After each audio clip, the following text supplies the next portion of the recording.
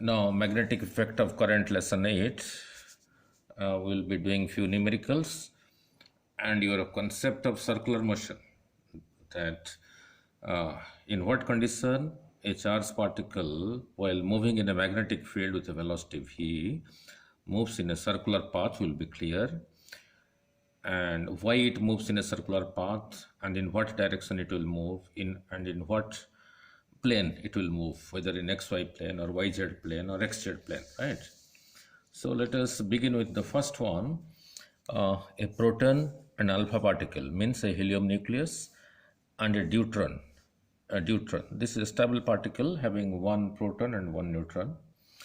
All these three, this proton and this, enter with the same velocity v.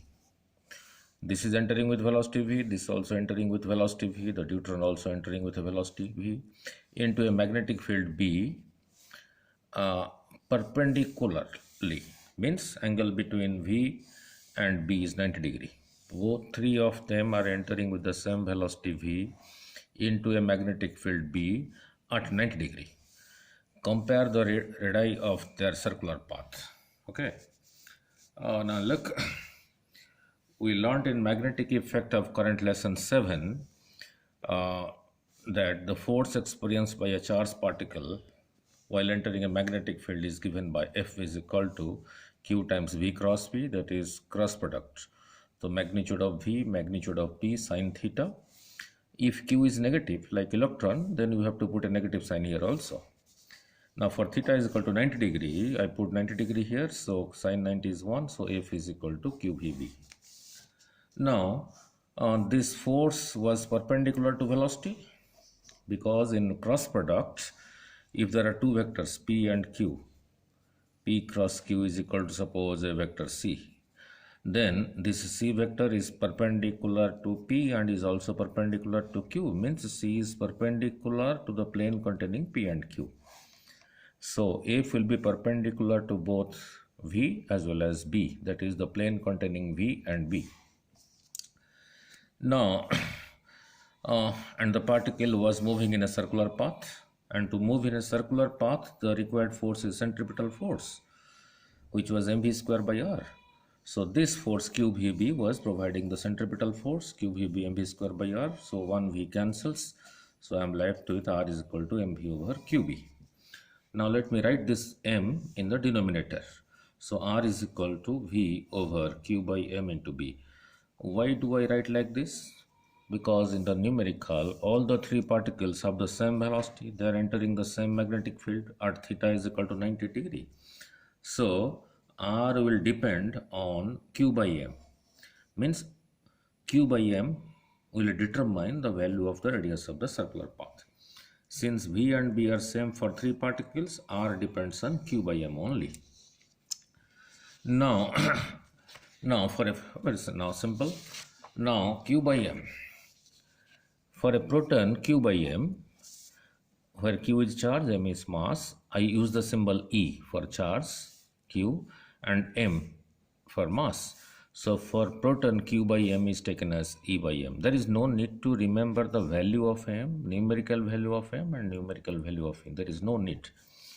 For alpha particle, the q by m, which is an helium nucleus, the q is 2 times the charge of proton, that is 2e, and the mass is 4 times the mass of proton, so 4m. So 2 cancels with this, so I am left with E by 2m.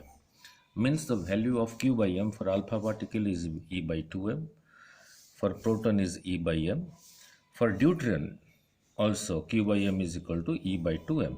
So these two are same, both are equal, and this as well as this, they are less than this because there is half here, half 1 by 2 means 0.5. So therefore the radius of circular for the alpha particle and deuteron are same, because in this expression r, three of them are entering with same velocity v, b, so r only depends on q by m. Since the value of q by m for alpha particle and deuteron are same, so their radius of circular path will be same, but greater than that of proton, because This q by m is in the denominator. If this value is less, then r will be more. So the value of q by m for this and for this, these two values are less than this. So the radius of alpha particle and deuterium will be more than that of a proton. So I have written here, radius of proton will be V over Q by M of a proton times B, radius of alpha particle V over, this is the Q by M for alpha particle, into B, radius of deuteron V over, this is the Q by M value for deuteron, into B. So let us divide this as well as this. Radius of proton by radius of alpha particle. Radius of proton, radius of alpha particle, radius of deuteron. So divide this value by this value.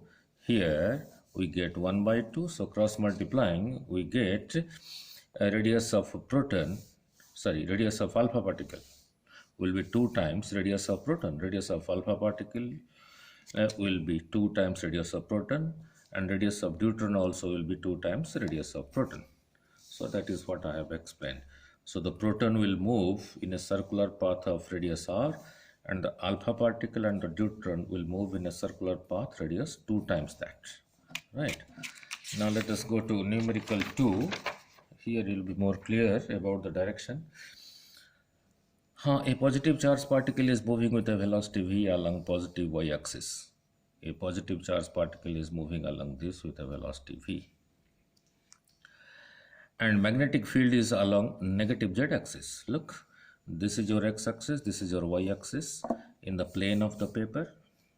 So your positive z-axis is vertically outward like this, positive z-axis, and your negative z-axis will be at this point into the plane of the paper, perpendicularly into the plane of the paper.